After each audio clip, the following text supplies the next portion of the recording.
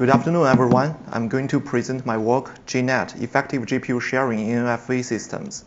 This is joint work with Bing Shenhe and Zeke Wang from National University of Singapore, and Jiayu Hu, Bei Hua, Jiayi Meng, and Li Shenyang from University of Science and Technology of China.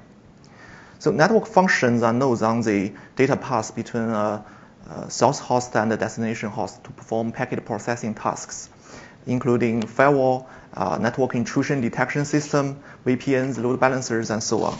So previously, they are implemented with specialized hardware from vendors such as Cisco or Huawei. And NFV is a network architecture concept that wants to replace the hardware with software-based implementations. They're based on virtualization techniques and which have several benefits.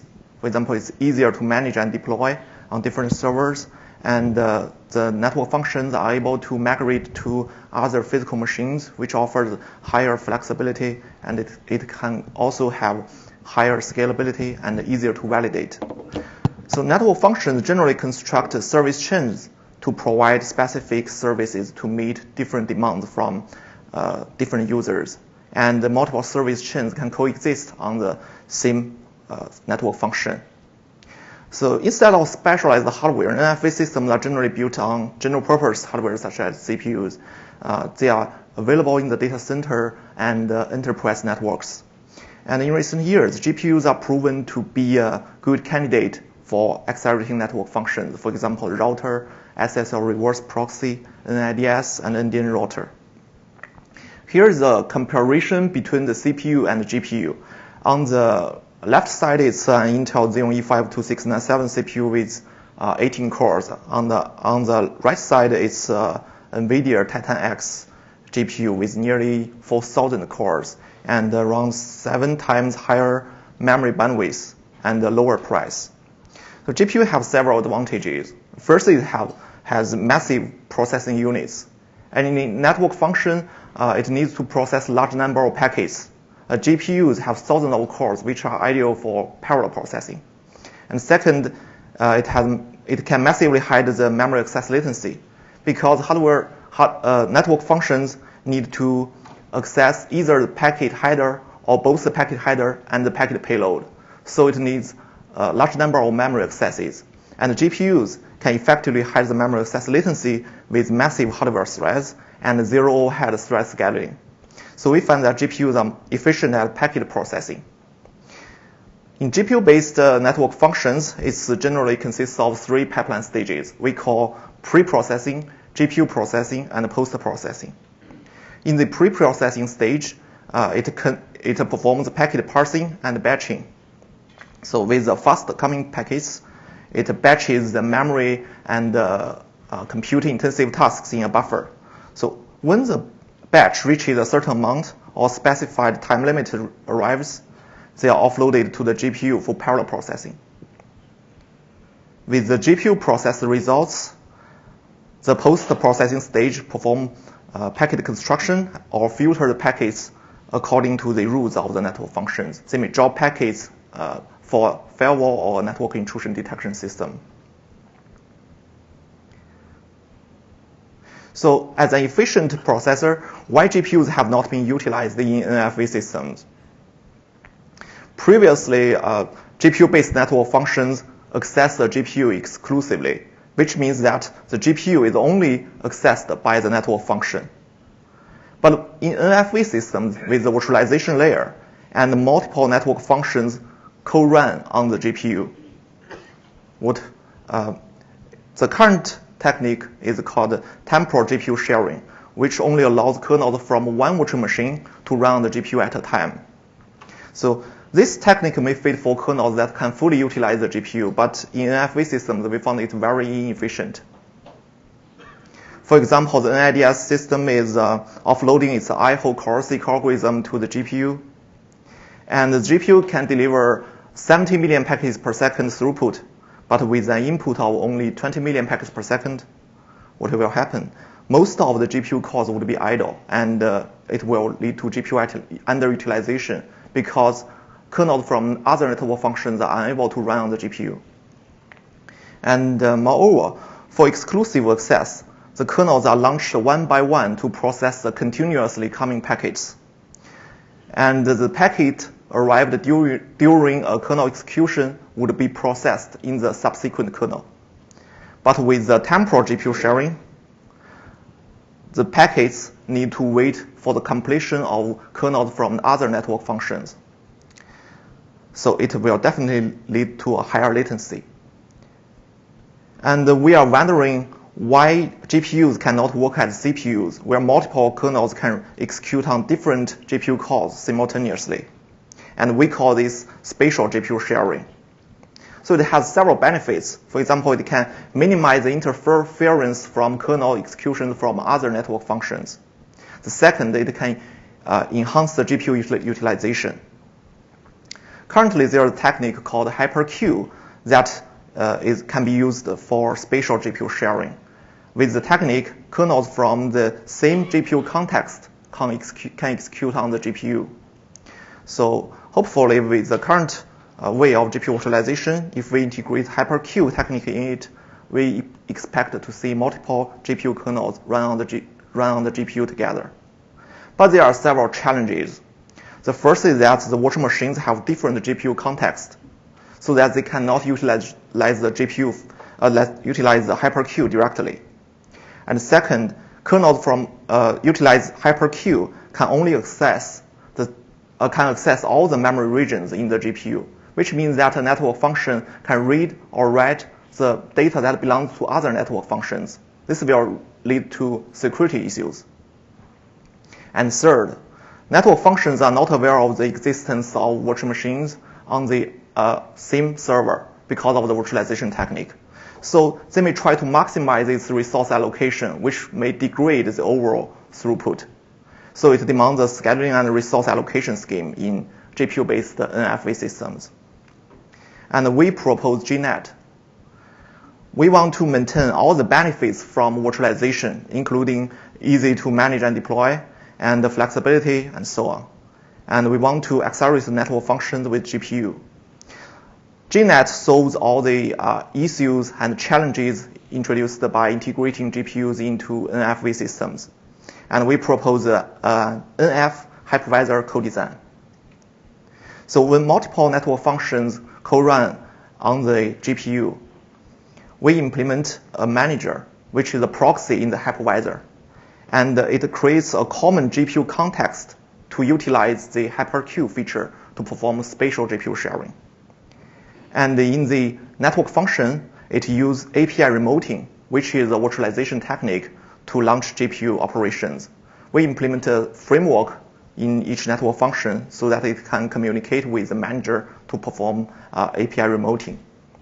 And the manager receives the GPU requests and perform the real GPU operations, and then it sends the response and results back to the network functions.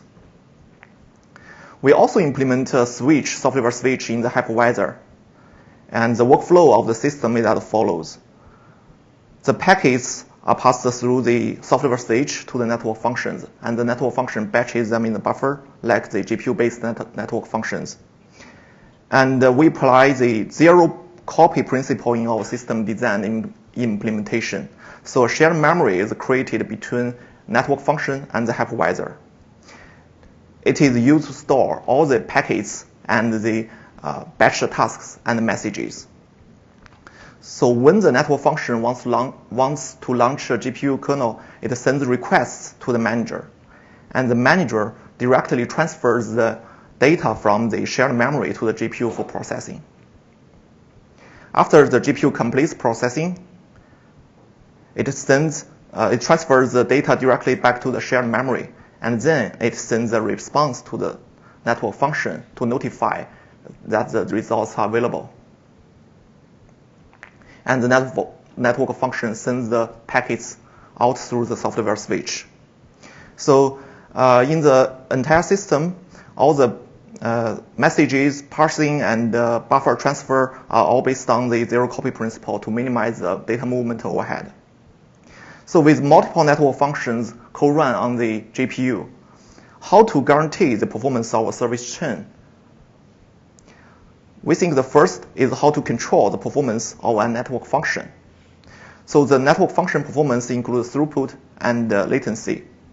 All of them are related with the GPU kernel performance in GPU-based network functions. And it's influenced by two aspects. The first is the quantity of work, and the second is the computer resources. So we use batch size to control the quantity of work, but how to allocate the computer resources? As we have introduced, GPUs utilize faster thread switching to enhance the hardware utilization. And it have massive hardware threads, where the number of threads outperform the number of cores. So unlike CPUs, a GPU thread is unable to be bound to a specific core. And our approach is to utilize streaming multiprocessor as the basic unit for resource allocation. A streaming multiprocessor is a collection of GPU cores that has independent control logic. And one thread block can only run on one streaming multiprocessor. And the thread block would be scheduled to run on an idle SM if there are available ones. So by controlling the total number of thread blocks to be less or equal than the total number of SMs, a thread block is allocated with only one SM. And we use the thread block to control the computer resources. So with the ability to control the performance of each network function, how to optimize the performance of a service chain with limited computer resources? If we allocate each of them with the same amount of SMs, because the network function have different processing tasks, so their throughput can be different. For example, in this instance, the NIDS has a throughput of 3 million packets per second. And the throughput of the entire service chain depends on the network function with the lowest throughput. So fairness is not our concern here. And we develop a service chain-based scheduling and resource allocation scheme. So for a service chain with a set of streaming multiprocessors, we first locate the bottleneck network function, which has the lowest throughput. And we allocate resources for all network functions in the service chain to achieve a throughput, the lowest throughput T times 1 plus P. And this procedure repeats until all the resources are allocated. So in this procedure, the throughput improves by P in each round. In our system, we have a scheduler in our hypervisor to manage the network function scheduling, and each network function may set the latency to manage the network function scheduling. So the scheduler reads the traffic speed from the switch, the traffic speed of each network function, and calculates the batch size and the number of thread blocks of each network function. This is based on a simple math model based on our experimental results. And then the manager sets the batch size to the framework of each network function and sets the number of thread blocks before the kernel launch. So this mechanism works from the network function to the hypervisor to achieve predictable performance and optimize the overall throughput of the service chain. To protect the data in GPU memory, we implement IsoPointer, which is a specific pointer that is associated with the memory region, including the base memory address and the memory size. So this is implemented with C++, and the pointer is able to perform dynamic checking for the read and write operations to guarantee that the data read or write by the pointer is within the memory region. And this effectively guarantees the GPU memory isolation for each network function. So in developing network functions, there are actually lots of repetitive development efforts, such as building the CPUGPU pipeline, manage multiple CPU threads, and concurrent communicate with the manager and packet I/O with the switch. And most of them exist even without the JNet layer. Building GPU-based network functions have all of the overheads. And our framework handles all the common operations in network functions. And we propose an abstraction to simplify network function development. So our abstraction is based on the three-stage pipeline. which is pre-processing, GPU processing, and post-processing. So the developer only need to implement specific parts of a network function, which only includes a few functions. They are called for either for each packet or for each GPU kernel. And this is the sample code of the CPU part of a router, which significantly reduces the development efforts from thousands of lines to only tens or hundreds of lines. So for evaluation, this is our hardware platform. We have a 12-core CPU and NVIDIA Titan X GPU and an Intel NIC. And we use Docker for the virtualization and the DPDK to add the high-performance NIC driver. We have 4 service chains in the evaluation, from 2 network functions to 4 network functions.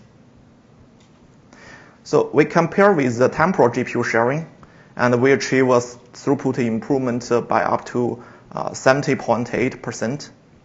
This we achieve higher performance improvement with service chain with 4 network functions. This is because more network functions have more fierce resource competition when they are using the GPU in a temporal sharing. And for scheduling, we compare with 2 modes. The first we call fair share, where each network function, the resources are partitioned evenly for each network function. And second, we call uncle share, where each network function tries to maximize its resource allocation. So this is the performance. And GNet achieves 10.7 average improvement over fair share and 80.5% average improvement over uncle share. For the latency, this is the latency with 4 service chains from 1 network function to 4 network functions. And for the 50th percentile latency, the temporal GPU sharing is around 20% higher than the GNet. And for the 95th percentile latency, the temporal sharing is around 25% to 44% higher than GNet. So to conclude, the GNet is an NFV system that efficiently utilizes GPUs with spatial GPU sharing. It uses a service chain-based scheduling scheme and memory isolation with IsoPointer and abstraction that simplifies building GPU-based network functions. So we achieve a throughput improvement by up to 70.8% and reduces latency by up to 44.3%. And we believe GNet would be a high-efficient platform for building GPU-based NFV systems. That's all. Thank you. Thank you for your attention.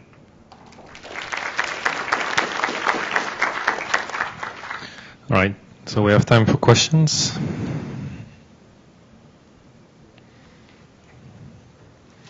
So maybe I can ask the first one. So we saw this morning presentation by Microsoft that was explaining like how they use FPGA to offload some functions to them. So I was wondering whether you can compare a little bit like the difference between the GPU, let's say, and an FPGA in an NFV context, and whether why you would actually argue for a GPU versus using FPGA to offload some of the functions, for instance. Okay, I think. The GPU has more flexibility because it works as a general processor and it can support migration. And in FPGA-based network functions, they are just bent into the FPGA and they are not so easy to migrate. So,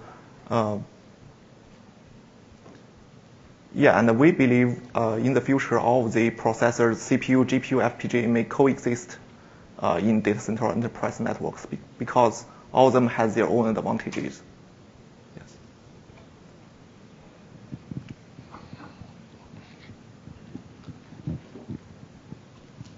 Thanks. Very interesting work. So, Yongchang Xiong from Microsoft Research Asia. So I have 2 questions.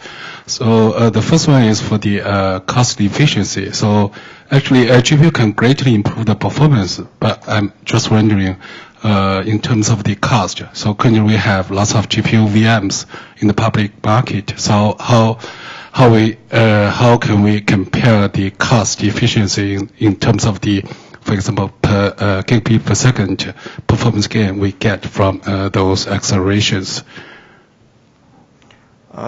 You mean the price of the GPU? Yeah, in terms of the performance gain you get from that GPU acceleration. Okay. I think that most of the CPU servers exist in the data center networks, and if we just add a GPU, add another GPU in the server. So currently, most of the clouds have a supported GPU, right? The Alibaba cloud and the Amazon EC2, they all have GPU-based servers. So if these GPUs cannot be utilized, I mean, they are idle on it. So most of them are they are currently heavily utilized, and there are lots of AI and machine learning tasks on those GPUs. So, but if we leverage those GPUs for networking accelerations, the cost efficiency should be one very important factors to be considered. Yes, I think it may be right, but in our system we have not evaluated we do not compare GPU performance with the real CPU performance, and the GPU kernels in our systems are not the state-of-the-art implementations, and it's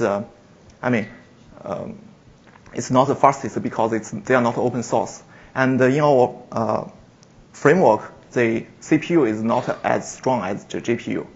And currently we found the bottleneck is in the CPU part. And we believe when we have a higher performance CPU, our performance improvement can be better. Okay. Yeah, and its bottleneck lies in the switching overhead. So we believe with a much higher performance CPU, and our performance improvement may be 1 or 2 or 3 times higher. Yeah.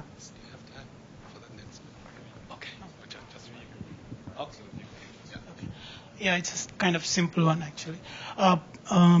I was wondering actually, your results do they include the overheads like your GNet hypervisor has this pre-processing, post-processing, and inter-processor communication overheads? Does your results include those overheads also? You mean the evaluation performance also includes the overhead? Yes, it includes all the overhead. Yes. All right, so let's thank Kay one more time.